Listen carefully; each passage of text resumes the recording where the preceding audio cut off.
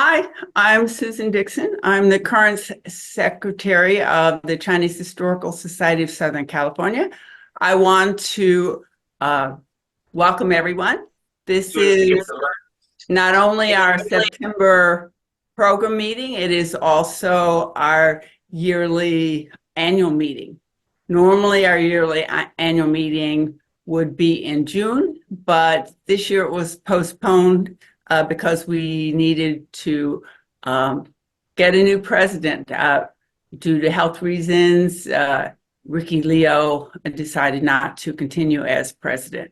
So I'm very excited to introduce tonight's meeting. This is actually part of our mission is to research and save research. And Samuel Yi and his group of interns have looked at the census of Old Chinatown and will tell us more about it. So Samuel Yi is going to tell us about himself and his studies at UCLA that have been finished, and welcome everyone. Should I just get started? Yes, please. Okay, perfect. I'm gonna share my screen really quickly. Can everyone see my screen?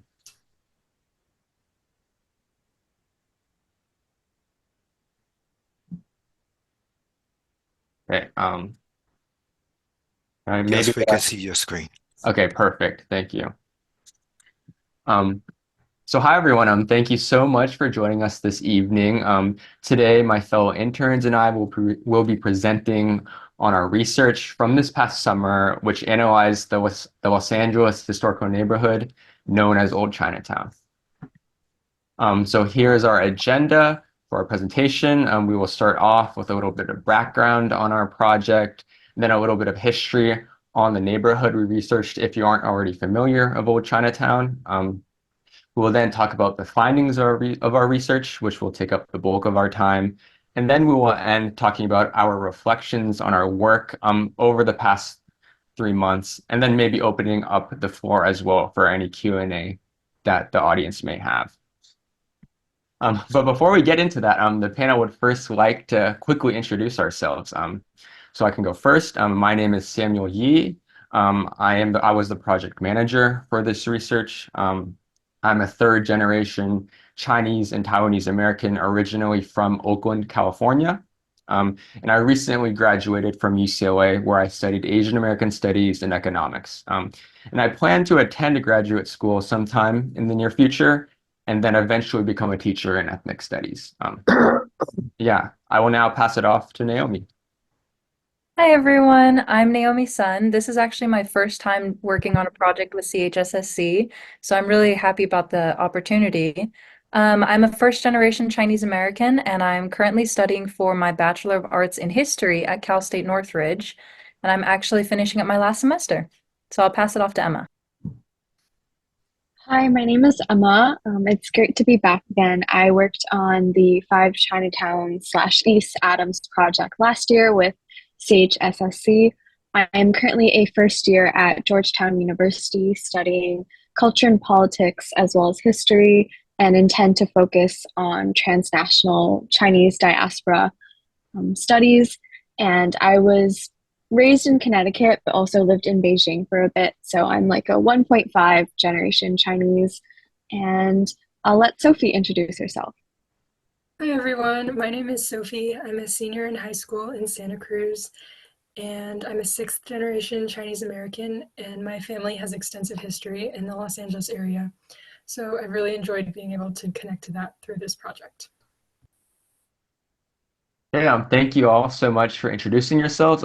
Now that you know a little bit about us, we can actually get into the work that we conducted. First, starting off with some background on our research.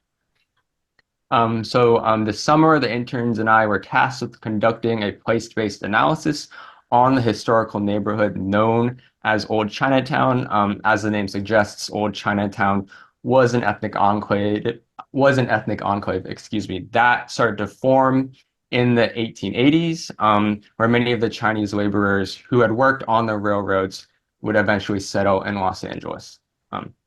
The boundaries we drew up for this neighborhood include Macy Street to the north, Commercial Street to the south, Alameda Street to the east, and then Sanchez and Main Street to the west. And then overall, this was a pretty lively neighborhood with an estimated 3,000 residents by 1900. I'm sure many of you know a lot about the history of Old Chinatown, but in case you didn't know, one thing important to note concerning this neighborhood is that it actually no longer exists. Back in the 1930s, the city of Los Angeles decided to tear down the neighborhood in order to build Union Station, which is still active to this day. As a result, many of the Chinese residents were displaced from their homes, and then they would eventually begin to form new enclaves across LA, including communities such as New Chinatown and then China City. If you're interested in learning more about the history of Old Chinatown and its destruction, the CHSSC has many resources on this website, on their website, including a section dedicated to the neighborhood in one of their online exhibits called the Los Angeles Chinatown Remembered Project. So I'll definitely check that out if you're interested. The history of Old Chinatown, given the significance of Old Chinatown as a space for Chinese Americans, that is where our work comes in. As Old Chinatown no longer exists, it is definitely important to capture its history and before it becomes a part of the distant past, right? So to go about this goal, we look back to the 1930 federal census, which has documentation on Old Chinatown residents. So this picture on the slide here, I'm sorry, you can't really see what's going on here, but it is a sample page from the 1930 census. And what's being documented in here is some really important demographic information, including the street you lived on, their name, age, sex, immigration status, and occupation. And with access to these records on Ancestry.com, we created a database of as many of these residents as we could find, which we could then use to conduct qualitative analysis on the census data to see trends among the Chinese as well as other racial groups present in Old Chinatown. To do that, we did research for other ethnicities who were present, including Blacks, Mexicans, Filipinos, and Japanese, which were group titles used within the census at the time. One more thing I'd like to note is that the 1930 census was actually one of the last instances of federal documentation that included Old Chinatown and its residents before its destruction. So you can sort of think of our findings as a snapshot of Old Chinatown's final days. And here's another picture of the census. Hopefully you can see it a little bit clearly. I know there's a lot of information going on here, so I'd just like to thank all the interns for helping me aggregate all of this data.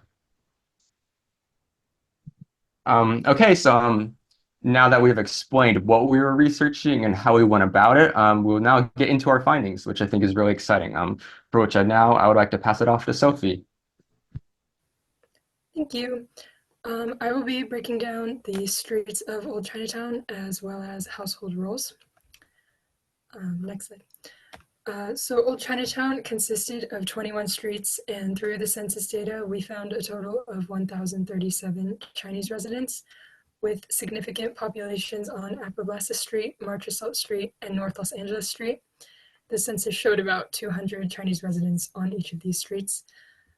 Most Chinese residents in Old Chinatown rented their homes for about $20 a month, which is equivalent to $377 today.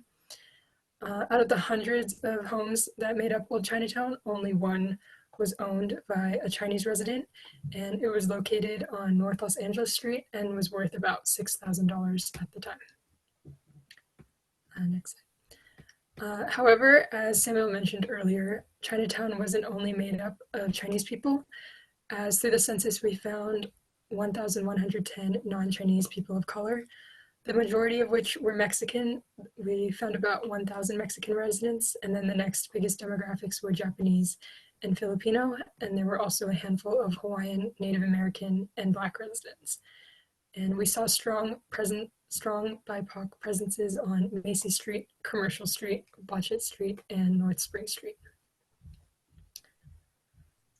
For the 1930 census, residents would report their relationship to the head of the household to the census taker. So they might be the grandmother of the head of the household, the cousin of the head of the household, etc. When we look at the Chinese population, we can see 218 heads and 421 lodgers, the majority of whom were single men.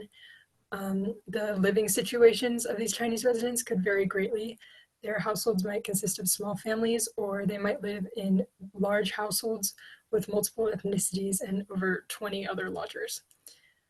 When we look at the non-Chinese BIPOC population, we see far fewer lodgers, about half the number of the Chinese population, and many more sons and daughters, as well as over 2 times the number of wives. The BIPOC See, it's just a mute thing. No, see there, the arrow. had 141 wives, while Yeah, the but Chinese population had 66. And this demonstrates that there were far fewer traditional 2-parent Chinese families in Chinatown when compared to the other BIPOC races. And now I'd like to pass it off to Naomi to discuss gender and generational differences. Sorry, let me just step in really quick. I'm having a little bit of difficulties with the slides, so let me just check really quickly that everything is in order.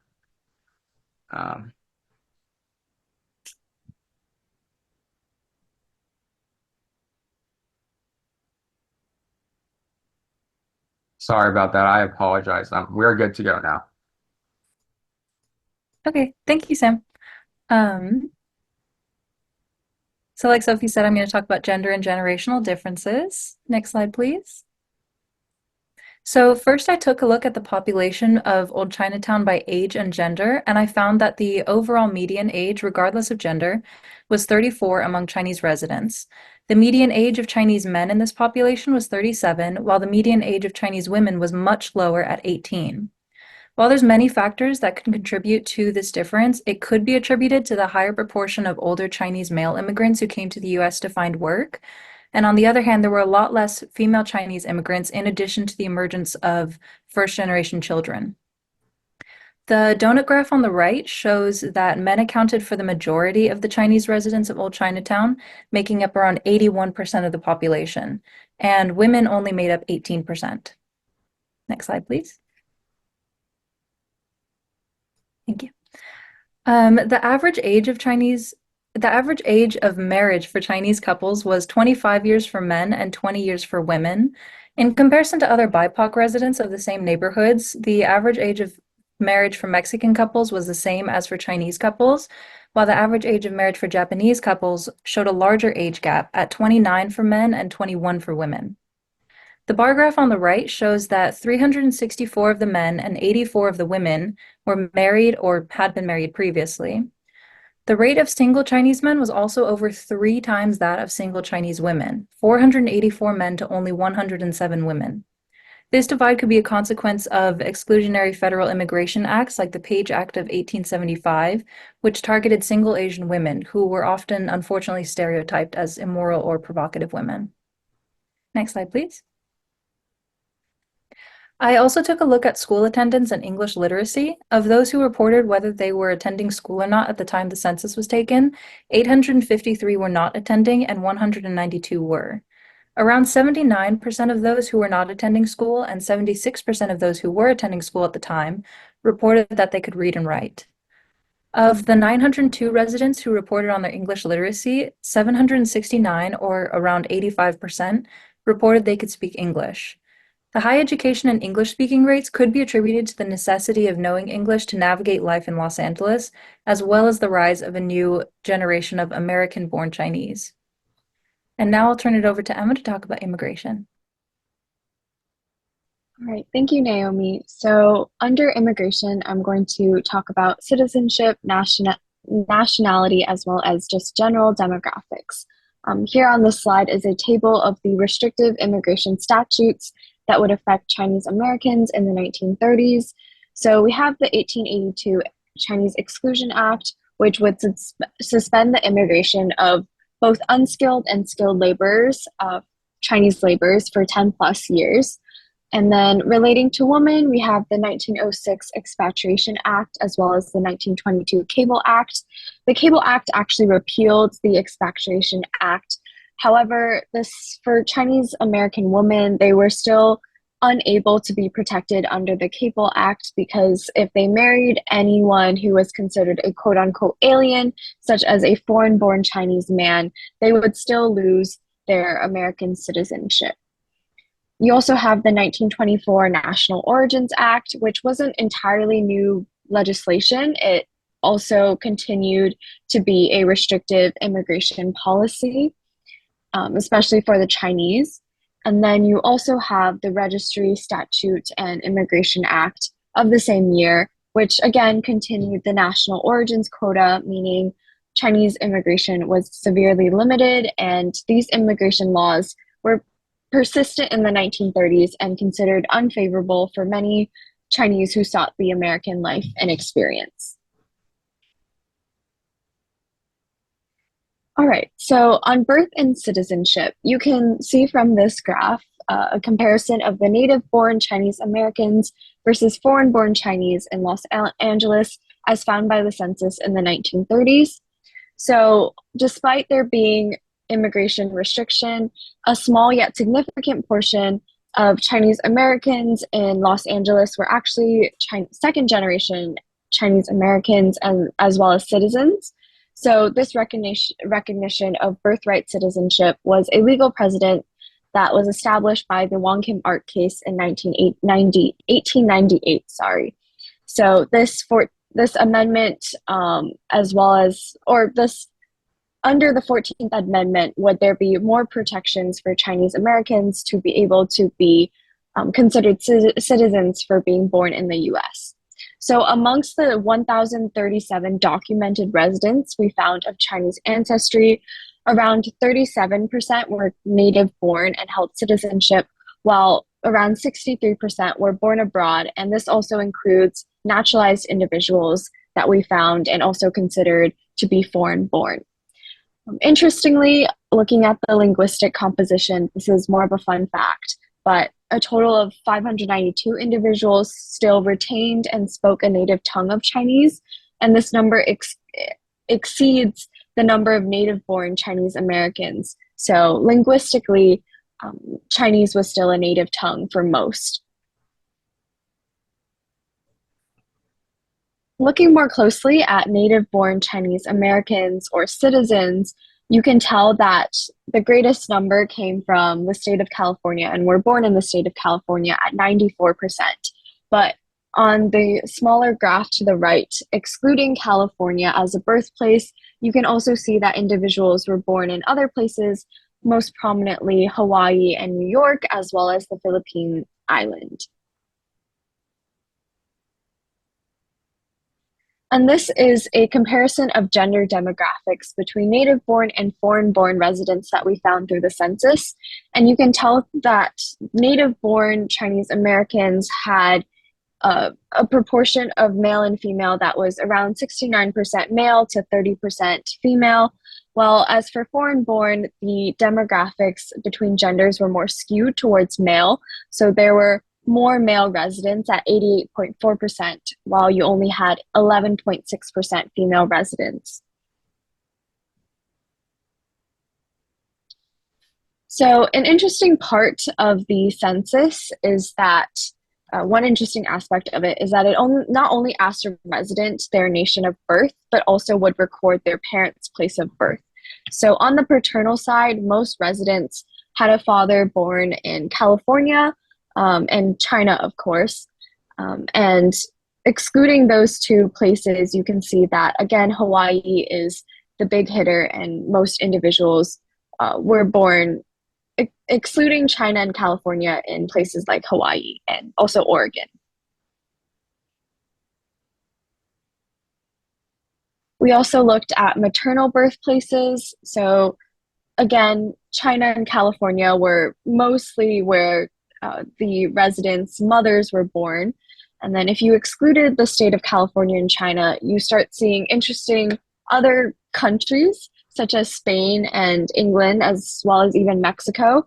And the reason for this that we found is that, as well as for fathers as well, that these individuals that had parents born in other countries, such as Ireland, England, and Mexico, these individuals in the census were marked as racially white or Mexican, but we still included them because they had been born in China or married interracially to a Chinese resident, so still belonged in a Chinese household.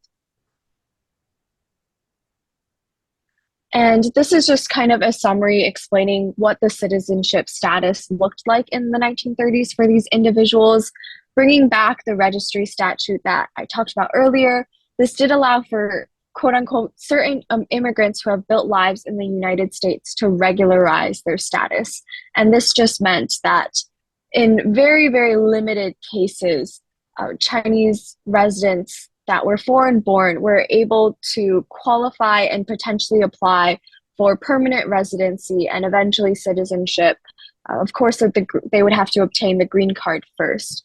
So for adult Chinese men, the process to become naturalized usually had two steps. The first of which is to live in the US for 2 years, and then you could go to court and file your first papers to declare your intent to be naturalized. And then after waiting for 3 years, you could then file your second papers and try to successfully petition for naturalization. By the time we looked at the 1930s Los Angeles census, we didn't find any individuals that had been marked, at least in the census, as having obtained their first papers or be in the midst of the process for naturalization. However, we did find 18 Chinese individuals that had successfully naturalized and obtained citizenship. And compared to all the total foreign-born residents, this is only 2.6%.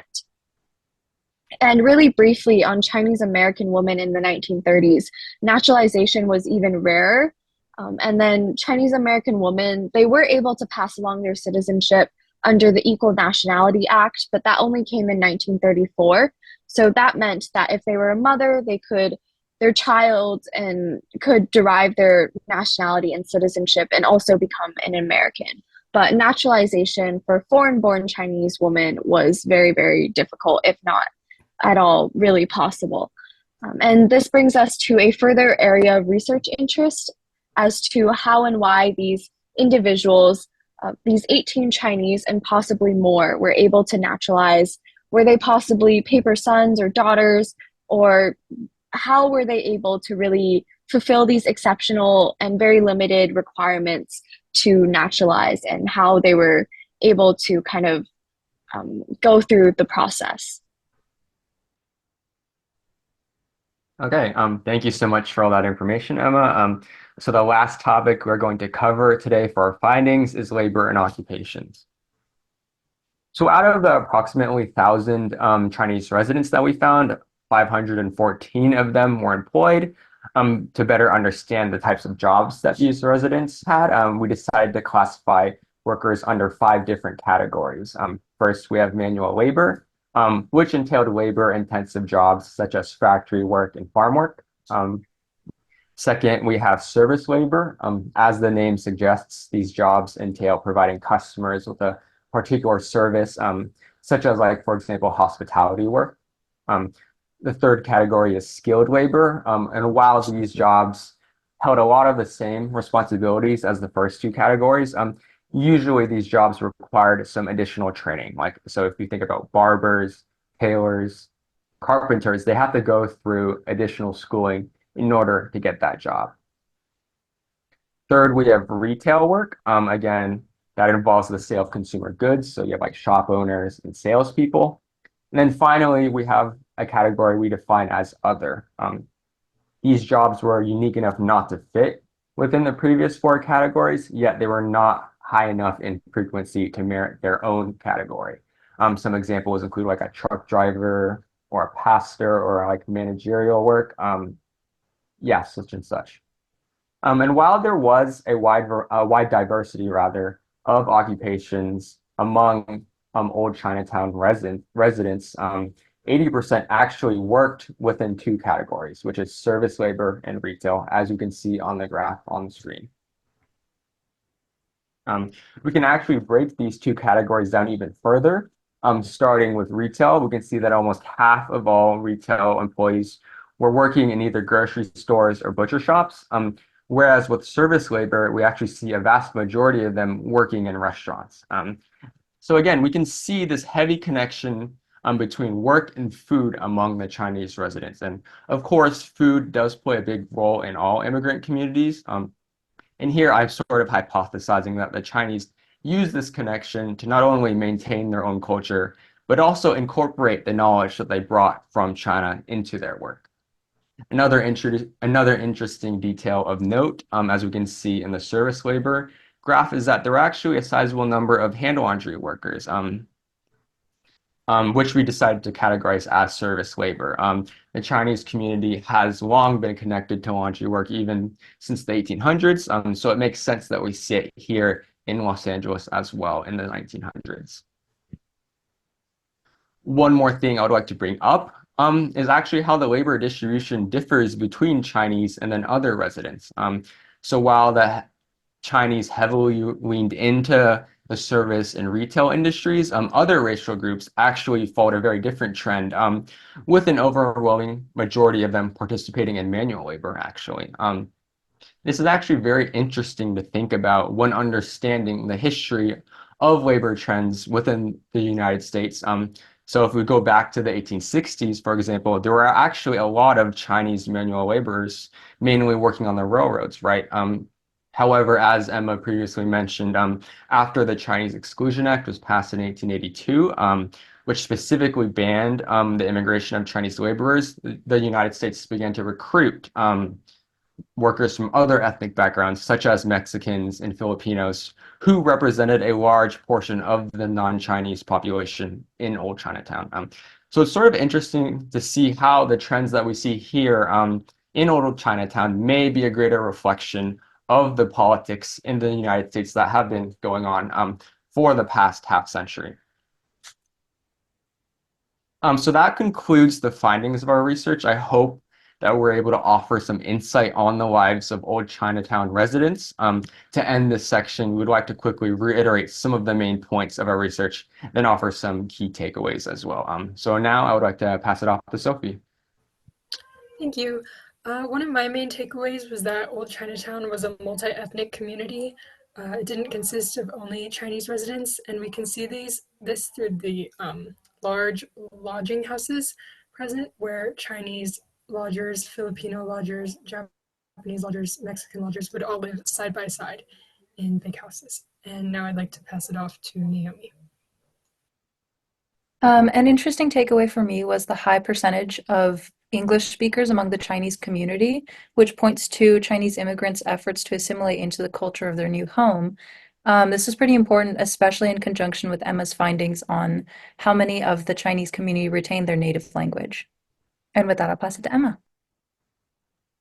Yeah, so for me, I found that while not all the residents may have had citizenship, as you saw, most were foreign born, but the communities that they formed in their neighborhoods, as well as in between households, that they were both non-citizens and citizens, and they all lived and worked together and were able to establish citizenry. And lastly, I'll pass it back to Sam. Yeah, thank you. And finally, just to reiterate what I covered with jobs and occupations, we definitely found a huge connection between work and food. So interesting to think about how Chinese culture may play into that. And then also the overall distribution of labor between racial groups may have been a reflection of the greater political climate in the United States at the time. So that concludes our presentation. Now we'd like to just quickly zoom out outside of the research and then discuss our reflections from our experiences that we had this summer, as not only as researchers, but as students and as community members. Just to start us off, this project was definitely a chance for me to hone my leadership skills. This was the first time I've taken on a project of this scale, so it definitely took some time for me to adjust into that managerial role, who definitely had to spearhead the research. So I have worked with the CHSSC before in the past as a researcher, but this time around I definitely had a lot more responsibilities, right? Like I had to organize meetings, devise research methods, and then head communication. And of course, my colleagues definitely helped me along the way throughout the summer. So I'd just like to quickly thank the other interns, as well as Mrs. Bentz and Eugene Moy, for giving me this opportunity and enabling me to succeed in this role. Now I'd like to pass it off to Naomi. So as a history major, I obviously do a lot of reading for my classes. Most of my experience is with like reading primary sources, reading lots of books. So I think it was really interesting and kind of fun for me to get to see the more data side of it and like getting to transcribe data and especially getting familiar with platforms like Excel and Google Sheets to sort of put together the data and draw analyses from it.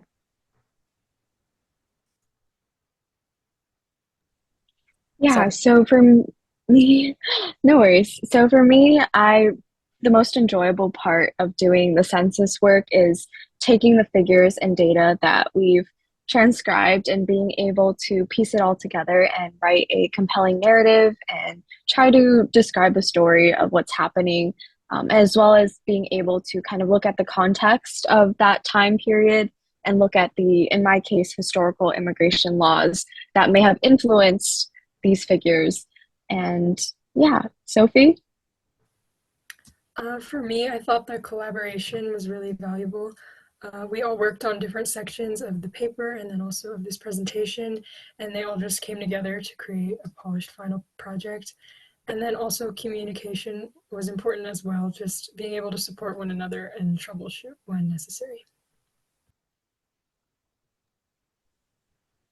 Okay, so thank you all for sharing your reflection. So that concludes our presentation. I hope you enjoyed it, and I hope that maybe you could have learned a little bit about it. We're now open up the floor to Q&A, which will be led by Eugene Moy, so I'd like to pass it over to him.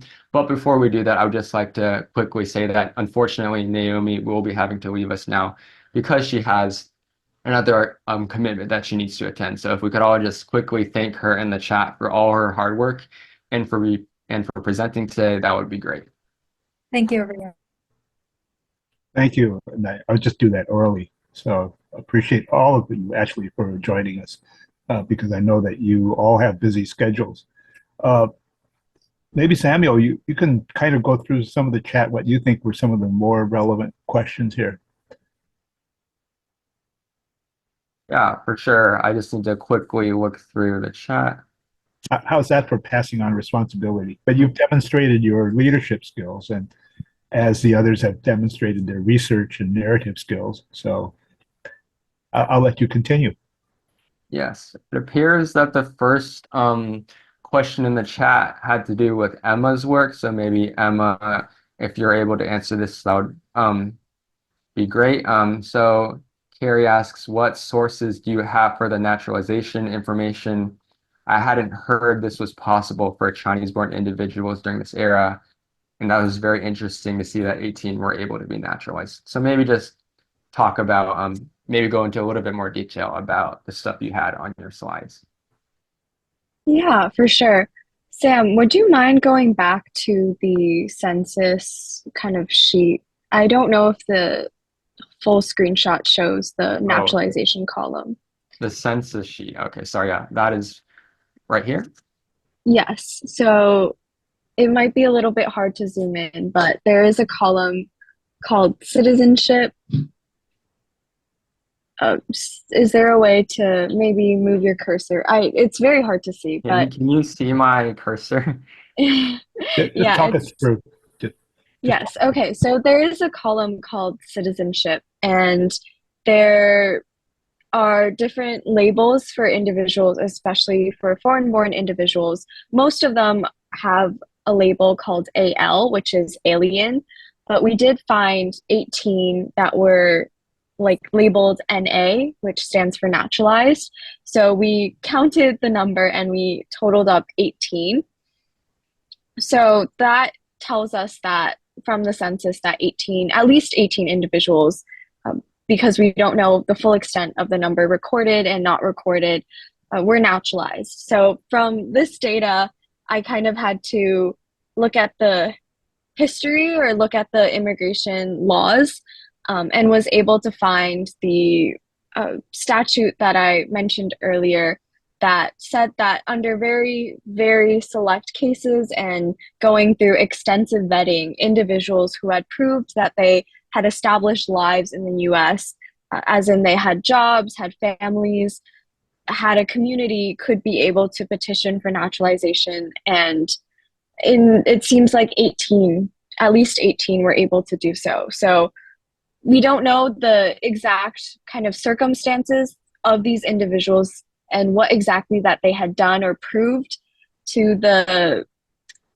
government that they were capable of becoming citizens, but it did happen for at least 18 individuals. So unfortunately, we don't know exactly their backgrounds, but we do have the number. Thank you so much for that explanation, Emma. Yeah, it's always interesting to think about exceptions to the rule and some that may have been able to get through the very harsh immigration and naturalization policies that were imposed on the Chinese and other ethnic groups at the time. We can also keep in mind that the census takers went door to door, and they would basically note down what people they were able to get in contact with. However, if somebody was elsewhere at the time, they wouldn't necessarily be counted unless there was a family member who would talk about them. So it's the census is always an imperfect data process. Yeah, for sure. Yeah. Just looking at the chat right now, another individual asked, sorry, one sec. Can you speak more about the political climate in reference to the reflections? If possible, whoever wrote that question, could you maybe reference the part of the presentation you're referring to so that the person who presented on it could maybe talk about it in more detail?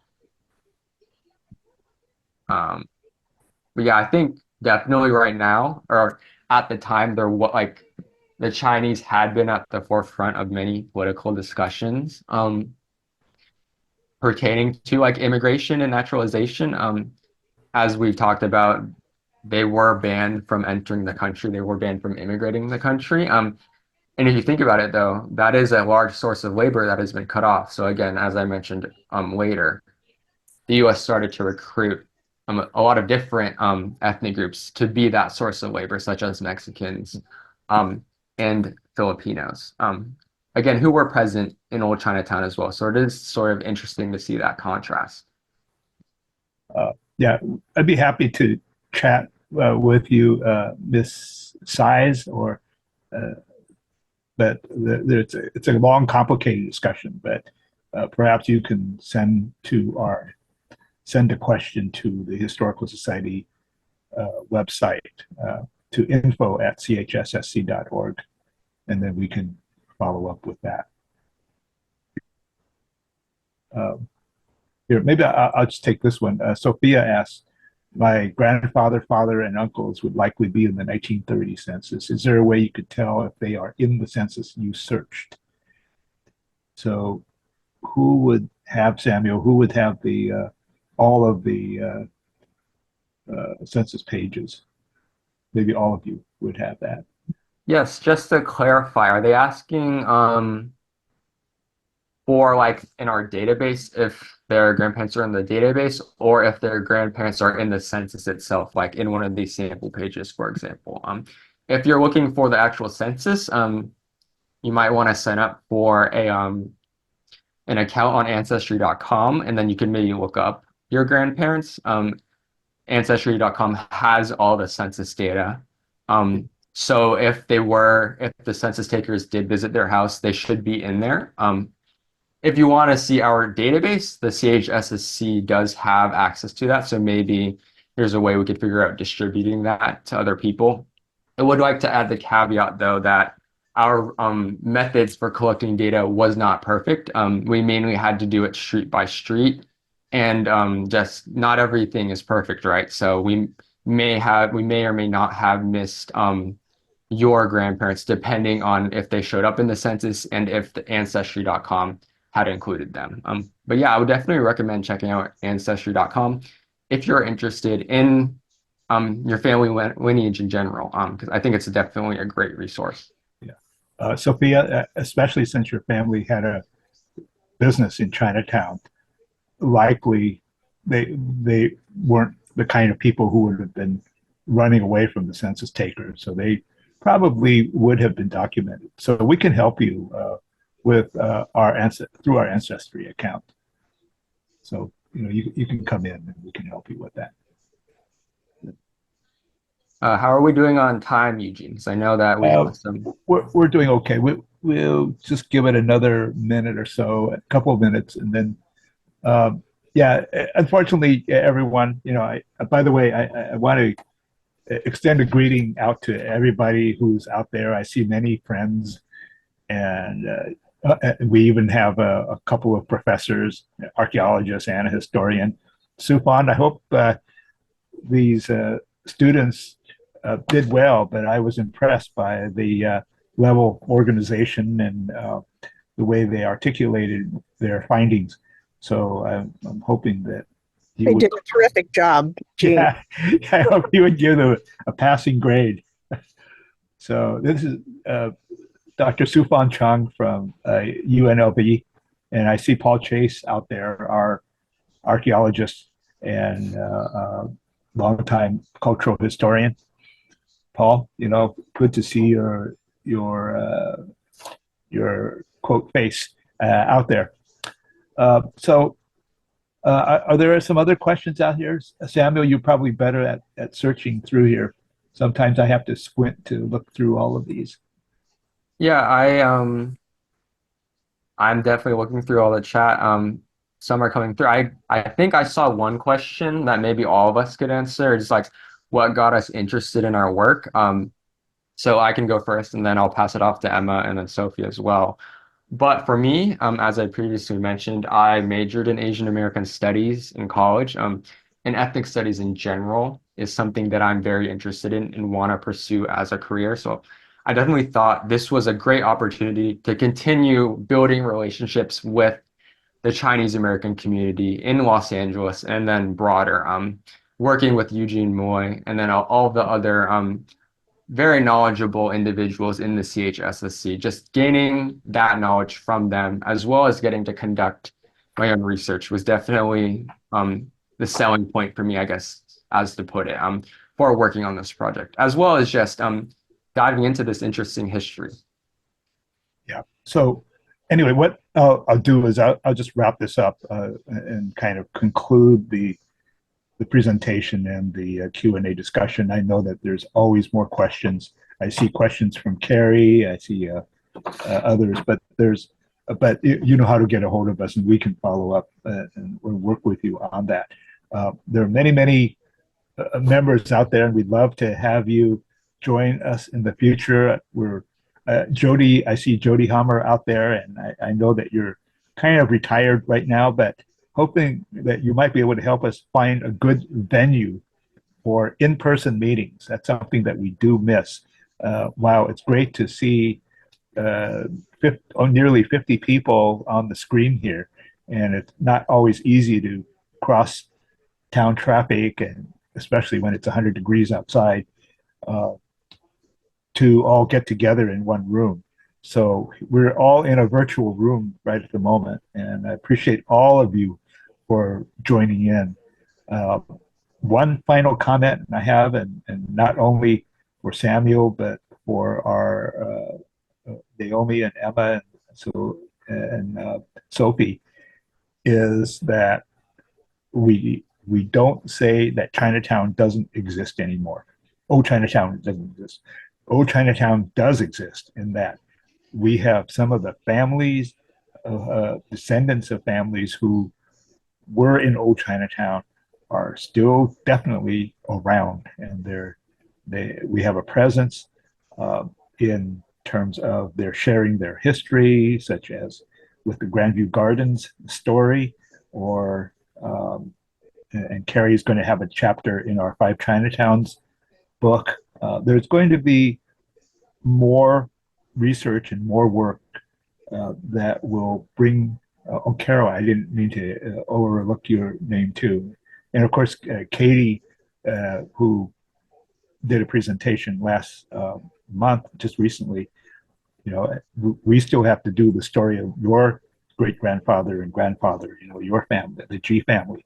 So there's really so much more to be done, to be discovered. You know, how do people become? You know, I heard this question earlier. You know, how were people able to get naturalized despite all of the obstacles and barriers that were in place? Well, you know, how did people survive economically or socially? Well, the fact that we have a Chinatown today, you know, even though with all of the challenges that we face, it's still an amazing story that still needs to be fully told. So I am going to close and I'm going to turn over to Susan to share with us our election process. But anyway, I want to thank everyone for joining us tonight. And again, Old Chinatown is not dead. You know, New Chinatown is not dead. You know, we're going to continue into the future. Thank you very much.